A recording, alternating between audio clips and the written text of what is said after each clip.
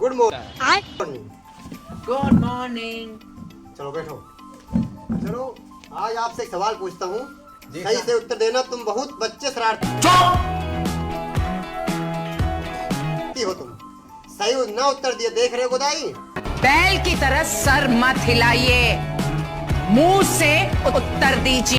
हाँ चलो बताओ बच्चों, ताजमहल किसने बनवाया? बताओ। नहीं गुरुजी, हम ना बनवाए ने, हम ना बनवाए, कसम से ना बनाए ने हम। ये सब क्या देखना पड़ रहा है? तुम बताओ। कहा थे गुरुजी कि हमारे पापा तो बनवाए हैं, आज होकर कहा रहे कि हम अपने नाम करवाएंगे। ये गड़बड़ है बाबा। लिखवाई है अपने नाम का। शाबाश बेटा, बहुत बढ़िया। ताजमहल कौन? नहीं गुरुजी, हम ना बनवाए ने, हमारे पापा बनवाए रहे हैं। कि हमारे पापा बनवाए।